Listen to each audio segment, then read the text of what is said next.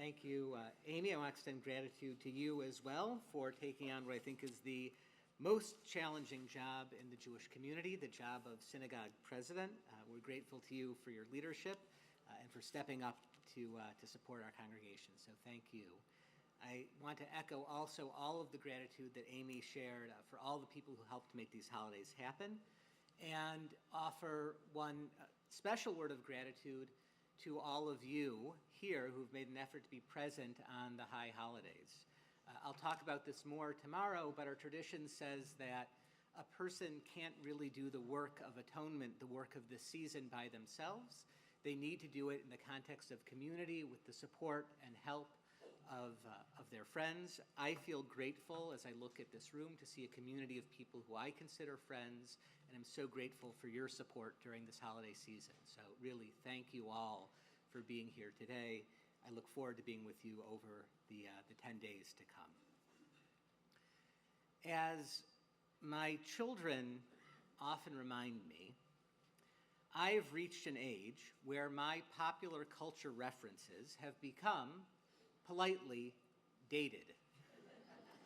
I think they're actually more likely just to say, "Dad, you're old." But take, for instance, my favorite film, The Blues Brothers. For those of you who have not seen the film or who were born after the 1980s, a brief synopsis. The film tells the story of blues singers and petty criminals Jake and Elwood Blues, the eponymous Blues Brothers. Set in Chicago, it follows the brothers' quest to get their band back together after being released from prison, and features powerhouse performances by Ray Charles, Aretha Franklin, and John Lee Hooker, among others. Early in the film, Jake and Elwood find themselves in a traffic jam on the way to a gig.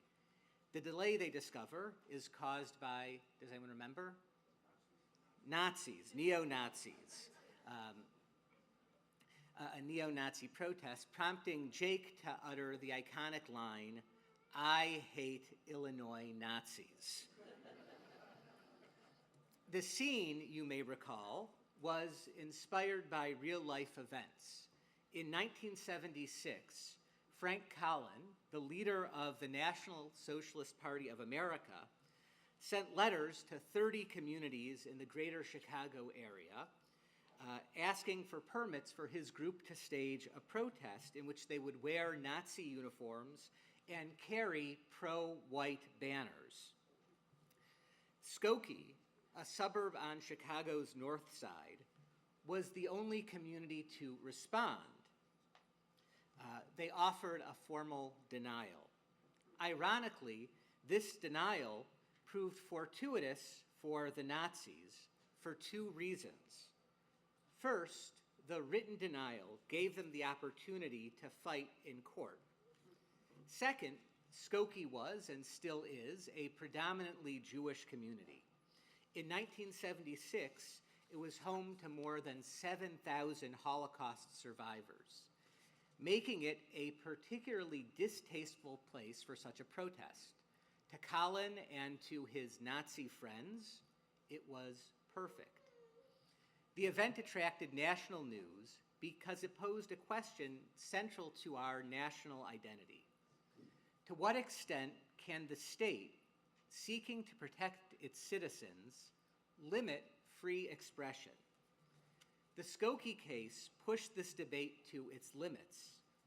Certainly, no aspiration could be more noble than the desire to protect the victims of genocide from further psychological trauma. And no display could be more repugnant than swastika-bearing flags unfurled in the public square. Skokie was determined to prevent the demonstration and passed a series of ordinances to do just that. Collin and the Nazis, however, found surprising allies in their legal representation, a group of Jewish lawyers from the ACLU. Though they faced widespread and occasionally violent opposition, especially from within the Jewish community, they chose to represent the Nazis because of their foundational values. As ACLU lawyer David Goldberger later wrote, to allow people calling themselves Nazis to parade in that town seemed to many an agony too much to bear. I share that agony. All of us at the ACLU do. But he insisted that if the government can prevent lawful speech because it is offensive and hateful, then it can prevent any speech at all it dislikes. His letter pointed out that the ordinances used to ban the neo-Nazis had already been used to deny Jewish war veterans a permit and could just as easily be used against civil rights marchers. He concluded with words that echo the Passover Haggadah. In every generation, he wrote, there is a comparatively small number of people with rare social insight whose thoughtfulness and conscience tip the scale in favor of important human values. Though Goldberger and his colleagues were labeled by some as traitors or even self-hating Jews, the values that motivated them lie at the heart of the Jewish tradition. Jewish civilization emerges from a central belief held by rabbis in the first centuries of the Common Era. Those rabbis took the Torah so seriously that they believed that it could only be understood through debate. The Talmud is a repository not just of disputes, but of relationships that were deepened through disagreement. We learned that Hillel and Shammai disagreed for decades, but did not prevent their students from marrying. And when Rabbi Yochanan's rival, Reish Lakish, died, Rabbi Yochanan mourned the loss of his colleague because his dissent sharpened his own arguments. This culture of debate shaped Jewish civilization. It encouraged Jews to take personal responsibility for interpreting the Torah, to deploy argument in search of ethics, and to be ever skeptical of those in authority. Be careful with the ruling authorities, the Mishnah writes in Pirkei Avot, for they only befriend a person when it is of their own needs. They seem like friends when it is of their own interest, but they do not stand by a person in their hour of distress. We learn to be cautious of charismatic figures and to seek out leaders on the basis of their character and the strength of their ideas. It was this quality of Jewish thought that allowed Jews to build community even after the Enlightenment shattered the walls of the ghetto. Emancipation and the age of reason opened new opportunities for speech and for dissent. Jews could vehemently disagree about matters of politics, religion, or culture, yet remain bound in community, because our tradition had already sanctified argument as a form of devotion. Even as the Enlightenment promised freedom, it also taught that rights, once granted, are not always guaranteed by the state. In America, just a decade after the adoption of the Bill of Rights, President John Adams tested the limits of the First Amendment when he signed into law the Sedition Act of 1798, which made false, scandalous, and malicious criticism of the government a crime. This was disappointing to my mother, but unlike Adams' portrayal in 1776, John Adams had a reputation for being particularly thin-skinned and prone to angry outbursts. On more than one occasion, he was reported to have literally flipped his wig, throwing it to the ground in anger and stomping on it. While the Sedition Act was ostensibly meant to outlaw speech dangerous to the government and to protect the nation from French influence, in practice, Adams used the law to punish those who wounded his pride. Among those that were prosecuted under the act were a congressman who complained that Adams' presidency was marked by a continual grasp for power, a pamphleteer who described Adams as repulsive, and a drunk tavern patron who, during a cannon salute in the president's honor, expressed in unfiltered terms his sincere wish that one of the rounds might land in a particularly delicate part of the president's anatomy. Adams' behavior motivated his rival, Vice President Thomas Jefferson, to draft a set of resolutions that could be adopted at the state level to serve against presidential abuse of power.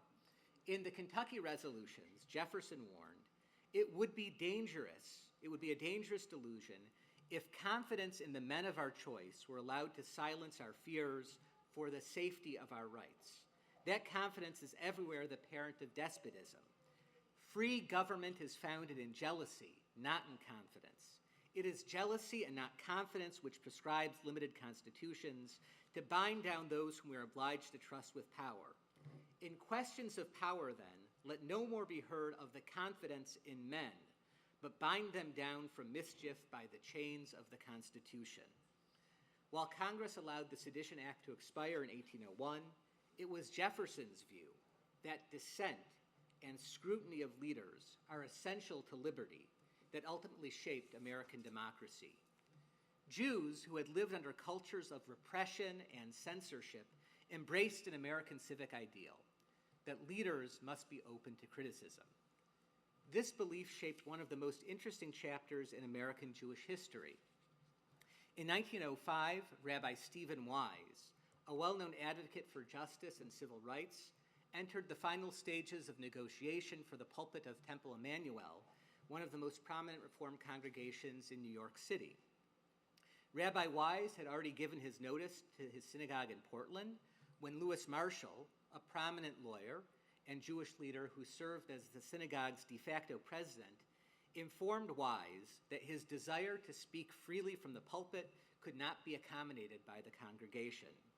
The pulpit at Emmanuel, Marshall wrote, has always been and is subject to and under the control of the Board of Trustees. In a written response to the congregation, Wise replied, I beg to say that no self-respecting minister of religion, in my opinion, could consider a call under the conditions you describe. Rabbi Wise chose instead to start his own congregation, the Free Synagogue. Free, in this instance, referred not to the synagogue's dues structure, but to the freedom of pulpit its leader would enjoy. From this pulpit, Rabbi Wise would emerge as one of the great leaders in American Judaism. What often goes untold in this story, though, is that because he declined the financially lucrative offer to serve Emmanuel, for many years, Wise struggled. In 1907, as the Free Synagogue was in his infancy, he wrote to his wife, I lunch alone, cold tea and sandwiches. I cannot waste money on physical food. The ability to speak freely did not come without consequences. That tension is a paradox many rabbis continue to face. When I speak and when I teach, I hope to convey what I believe are the values of our tradition. Sometimes, though, those truths can sting.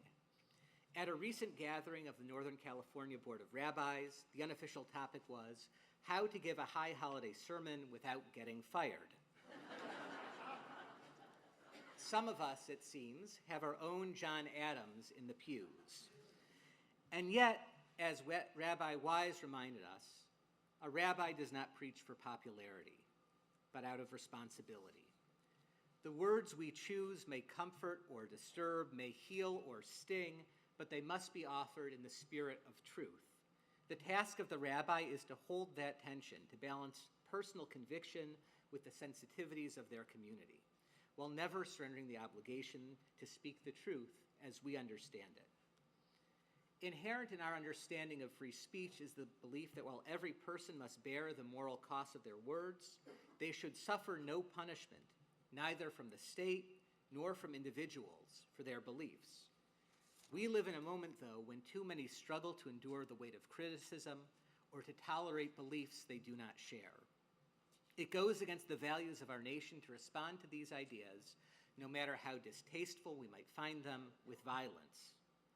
And when leaders respond to insults with efforts to silence or to censor, they embrace the worst of our political tradition. It is no surprise that among the first laws passed by the German government in 1934 was a ban on criticizing the Nazi Party or the government. Freedom of speech is often the last right granted by a government and often the first to be taken back on the road to totalitarianism. Many years ago, before the Arab Spring, Dina and I were visiting Cairo. I, perhaps naively, asked our tour guide if he enjoyed freedom of speech. Yes, he said, we have freedom of speech and they have freedom of arrest. For their part, the rabbis of the Talmud offered a simple remedy for words we find intolerable. This is one of my favorite teachings of the Talmud. Why are our fingers shaped like pegs, the Talmud asked. So if one hears something improper, he may place his finger in his ear and not hear. In other words, if something bothers you, change the channel, turn the page, walk away. While Judaism asks us to respond in measured ways to ill-tempered speech, it also demands of us that we be careful with our own words and to view our words as a precious gift. As a child, I was taught a famous lesson of the Baal Shem Tov, the founder of Hasidism. The Baal Shem Tov taught that when God measures out a portion of a person's life, God gives a set allotment of words, not of years. When we have spoken our share, the Baal Shem Tov taught, our time comes to an end. Rabbinic literature is replete with calls for proper speech. It offers a verse from Proverbs as our guide, Mavet v'chayim beyad lashon. Death and life are in the power of the tongue. Slander, we are taught, is a triple-edged sword, doing harm not just to its target, but implicating both the speaker and the listener in the crime. Proper speech, on the other hand, is compared to an etz chaim, to the tree of life, bringing paths of pleasantness and peace to the community. As Jews, we know that speech is never inconsequential. Words are the very heart of who we are. We see words as treasures from God. God used words to create the world, and God used words to reveal the laws of a just society. In our darkest hours, our enemies knew that we could be harmed by attacking our words. Our history tells of Romans desecrating the Torah scroll, of the public burnings of the Talmud in the Middle Ages, and church censorship during the rise of printing. When a sacred text is worn out, we bury it, offering words the same dignity we offer to human life. David Weiss Halivni, for many years a professor of Talmud at the Jewish Theological Seminary, describes how while in Auschwitz, a Nazi soldier wrapped a sandwich in a looted page of the Shulchan Aruch, the code of Jewish law. Halivni, who remarkably knew the entire Talmud by heart, retrieved the grease-stained scrap from the trash and treasured it throughout the war. Our tradition teaches that words are sacred. Words can wound, but words can also heal. In a few moments, we will rise to hear the sound of the shofar. In its cry, let us hear a call to be our best selves in the year to come. May we use our words to build and not to destroy. Let the shofar remind us to be like our sages of old, passionate in disagreement, but civil in conduct. May the shofar remind us of our responsibility to use our words to provide the world with what it needs so desperately in this moment. Words of truth, words of compassion, words of justice, and words of shalom, words of peace. On behalf of my family, of Dina, Miri, and Judah, I want to wish you all my sincerest wishes for a Shana Tova, a year of health, a year of blessing, a year of abundance, and a year of peace. Shana Tova.